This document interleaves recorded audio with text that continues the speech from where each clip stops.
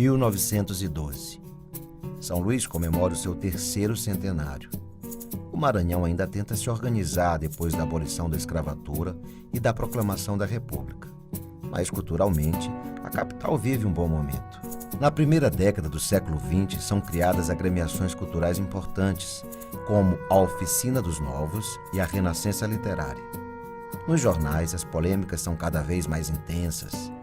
Em 1908, intelectuais reunidos em torno de Antônio Lobo fundam a Academia Maranhense de Letras. Até então, o Maranhão esteve tangencialmente nas obras de intelectuais antecedentes, mas eu diria sem assim um envolvimento ali mais grupal, mais coletivo, né? Então, eles deram esse sentido de organicidade, né, a uma discussão do Maranhão. Para dirigir a academia, a experiência é fundamental. Ninguém melhor, portanto, do que o educador e historiador José Ribeiro do Amaral, o mais velho entre os 12 fundadores da casa. Ele foi primeiro presidente de 1908 a 1927, 19 anos. Ele foi presidente direto. Ele foi um homem trabalhador, um historiógrafo importante, escreveu sobre a fundação do Maranhão.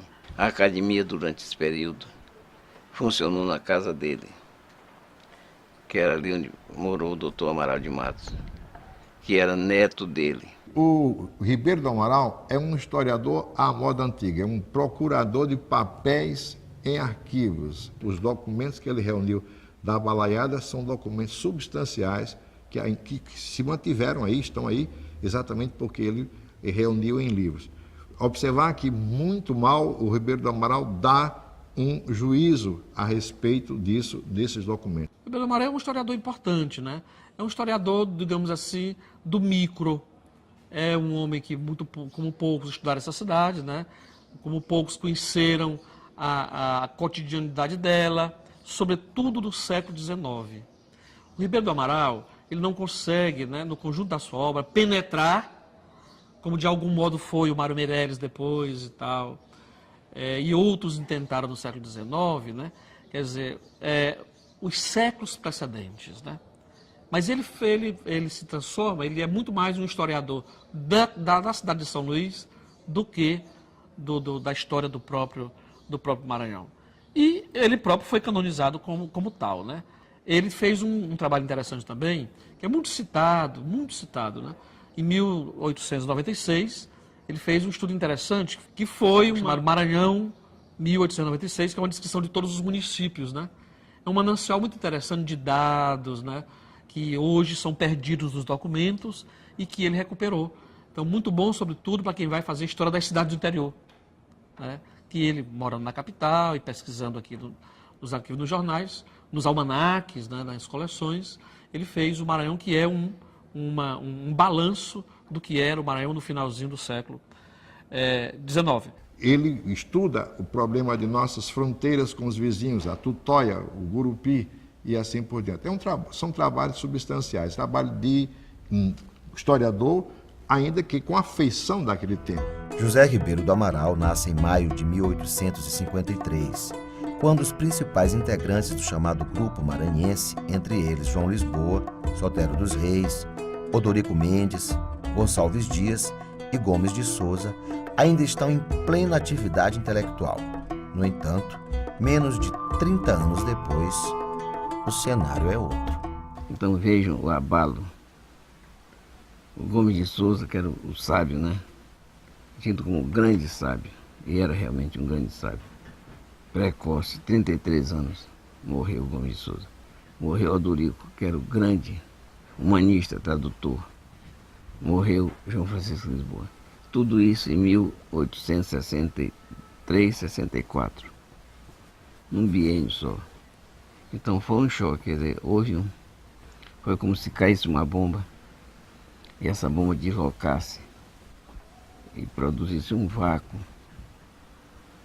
E as pessoas ficaram aturdidas, né? O que nós vamos fazer agora? Não tem ninguém mais. Foi todo mundo embora. E aí que merece a admiração, a reação desses jovens. Vamos nos unir e vamos para frente e vamos remar contra a maré. Vamos mostrar que o Maranhão pode reeditar as suas glórias. Nós somos os novos atenienses. Isso é um grande programa, né? Os anos seguintes são difíceis. Alguns dos novos valores intelectuais, entre eles seus irmãos Arthur e Aloysio Azevedo, preferem viver longe da província. Os que ficam tentam reagir, entre eles Ribeiro do Amaral, que seria diretor do Liceu Maranhense, da imprensa oficial e da Biblioteca Pública. Foi também um dos idealizadores do Instituto Histórico e Geográfico do Maranhão, fundado em novembro de 1925. Como colaborador do Diário Oficial do Estado, publica diversos trabalhos sob o título geral de Maranhão Histórico. Esses artigos, reunidos postumamente pelo escritor Luiz de Melo e lançados em livro, reforçam nossa origem francesa e consolidam a importância do título Atenas Brasileira como conceito maior da história de São Luís e seu maior legado cultural. O trabalho de Zé Ribeiro do Amaral foi basicamente, legitimar essa ideia de que os franceses são a base, da nossa civilização. Ele avoca excelências do ser francês para o ser maranhense. No momento em que ele escreve esse texto. Ele escreve o texto exatamente para dizer isso. Que esses 300 anos se deve ao heroísmo dos franceses, que singaram mares, etc., e chegaram e estabeleceram isso aqui e tal. Se trata de reconfigurar valores para um panteão simbólico republicano. Para inventar uma fundação francesa, você precisa recorrer aos textos dos franceses. E aí você tem um grande texto, um grande texto inicial, que é o texto do Claude d'Abbeville, em que se faz uma seleção dentro daquele imenso texto que tem vários aspectos que hoje chamaríamos de etnográficos, sobre a vida dos tupinambás, mas também a narrativa da conquista. Você destaca dentro daquele conjunto de eventos, especificamente, que foi a primeira missa rezada na Nova Terra, no 8 de setembro, e o consagra como um evento de fundação da cidade. E a partir daí se estabelece uma aura que reivindica também para a terra as qualidades da cultura francesa. Então, se você já tinha uma camada ateniense aí, sedimentada do ponto de vista dessa vaidade, deste orgulho local e dessa singularidade maranhense, você acrescenta uma nova camada, um novo verniz, que é o da Fundação Francesa, com todos os efeitos que nós vivemos até hoje. Os eventos de 1912, as festas do tricentenário, os eventos de 62, dos 350 anos, e agora os eventos dos 400 anos. 2012. São Luís comemora seu 4º centenário. Nos últimos 100 anos, a cidade viveu altos e baixos, e a comparação com o berço da civilização grega já não é vista como antes. Elevada a Patrimônio Cultural da Humanidade pela Unesco em 1997, em razão da riqueza do casario colonial do século XIX, hoje assiste ao desabar de parte desse patrimônio. A literatura já não é restrita aos livros e jornais. Está na televisão, na internet, nas redes sociais. E nesses ambientes, divide o espaço com centenas de outros assuntos. O trânsito, a economia, a política, a saúde. O tempo voou, o mundo mudou.